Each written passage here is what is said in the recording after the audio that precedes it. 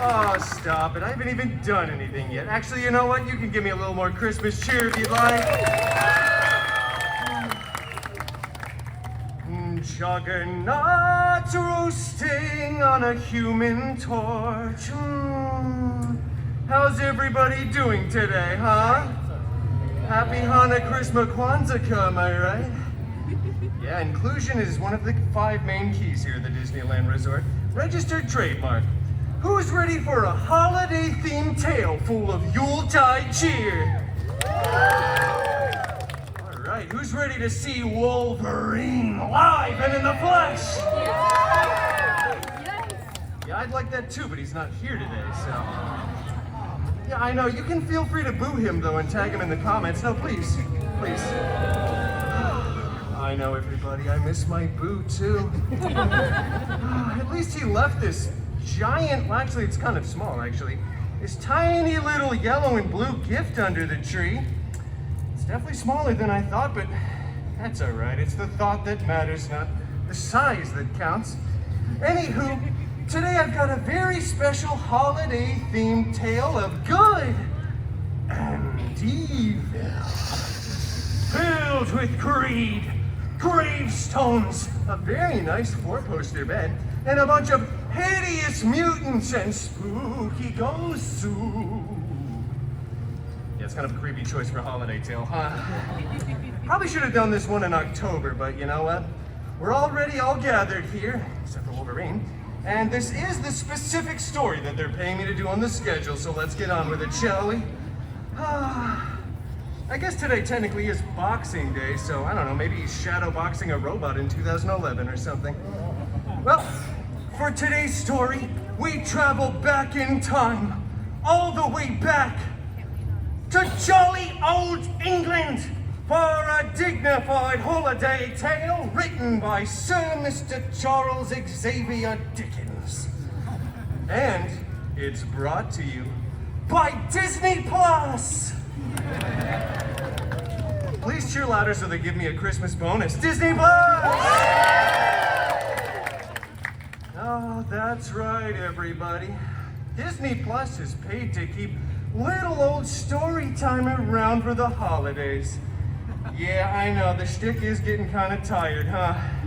We were supposed to be like a limited time only, Summer of Magic type of contract, but now we just won't go away, huh? Just like those weird themed popcorn buckets with the enormous gaping mouths. Yeah, I have 17 of those on my nightstand, by the way. Well, anyway, let's get on with it, shall we? This is very exciting for me, by the way. Getting to sink my teeth into something as festive as a holiday tale. It's rare that I get to read something filled with so much joy, happiness, positive messaging, goodwill, and whatnot. Well, anywho, Stave 1, line 1. Marley was dead. Wow, that is a really dark start to the story. Oh, I don't think Disney Plus signed up for all of that. It's legitimately the first line. Let me just skip ahead to the less morbid parts. Let's see here. Dead as a doornail. Oh, there we go. Here's a very nice, uplifting, and joyous sentence.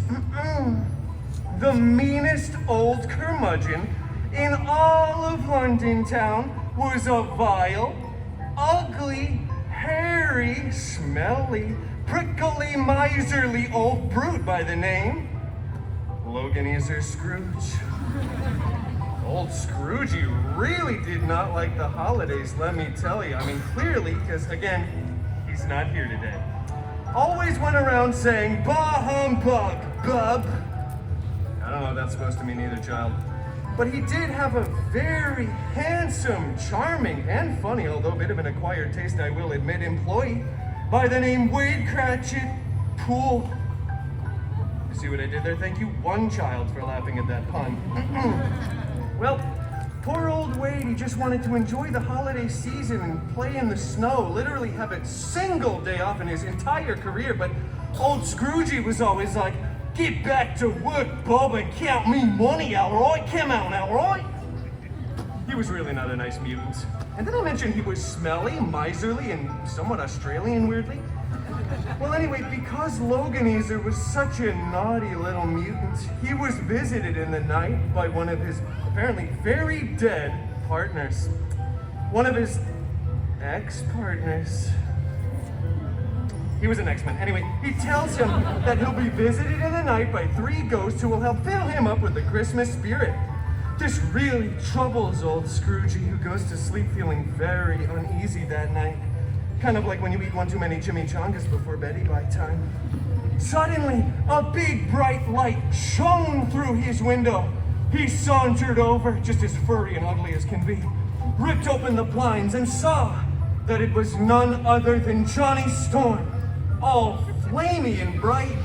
Not Steve Rogers like we all clearly wanted, but that's all right. No, it's fine. Johnny Storm is still cool. Actually, he's not really cool. He's more so hot. Anyway, pretty much everything that Johnny Storm said was filled with vulgarities that I quite honestly cannot repeat here at the Disneyland Resort, registered trademark. But long story short, pretty much everything he said showed Scroogey his sad past, his sad origins, if you will. Yeah, and I will. I like this guy, he gets on my jokes, he's one of the only ones. Anyway, then the ghost of Christmas present shows up and it's just this giant, child-minded figure, way larger than a normal man should be, with a body made completely out of metal and a very obnoxious Russian accent. Sounded a little something like this. Loganizar Scrooge, gaze upon the Cratchit-Pool family and see your shame. I know that was pretty terrible. He shows them a picture of a beautiful Cratchit-Pool family living in a small but humble studio apartment off of Pico and Crenshaw. Blind Al was there, Dog Pool, and of course, tiny little Peter Pool, who was obviously sickeningly ill and leaning on a small crutch. They could barely get by on the meager salary that Wade's boss had given him. This caused Scroogey, believe it or not, to feel the first true emotion he's ever felt in the hundreds of years he's lived on this planet. So emotional, in fact, that it caused a single salty tear to trickle down his chiseled, mewing jawline, soaking into his luscious mutton chops. It was like the ending of a perfect rom-com. Like the proposal. And then the ghost of Christmas Days of Future Past showed up, and I mean, you know what? I'm not even gonna go into all that. It's very confusing, scary, the timeline gets all convoluted. It quite honestly almost ruined the franchise, but the ghosts, in essence, show Scroogey that he needs to keep the spirit of the season deep, deep within his heart, all year round. Meanwhile, tiny little Peter Pool narrowly escapes death because Scroogey pays to get his little legs healed, and they become sugar plum chums. This is my favorite part of the story, everybody. And then, tiny little Peter Pool begins to waddle over on his newly refurbished legs. He grips Scroogey by his very muscular inner thigh muscles, you'll just have to take my word for it, and exclaims for all to hear, "Oh God of thunder, bless us, everyone." Let me tell you, there was not a dry eye in the house. In fact, the house was soaking wet with tears. And they all lived, say it with me now, everybody, happily ever after. Very good. Do you want to know why they lived happily ever after, tiny child in the front row?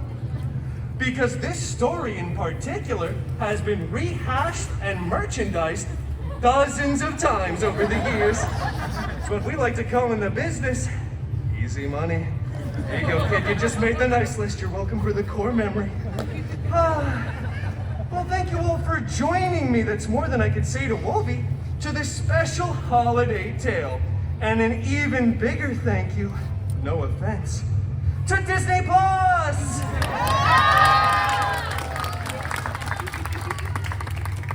Check out all the quality programming only available now on Disney Plus. Happy holidays, everybody! I love being a seller.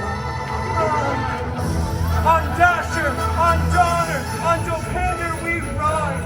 Just think, tiny child high-fiving me. If it wasn't for for Disney Plus, none of us would be here right now. Thanks for your audience participation, kid. Bye. I wish I could reach him, but I can't. There you go. That was very good. Bye, everybody.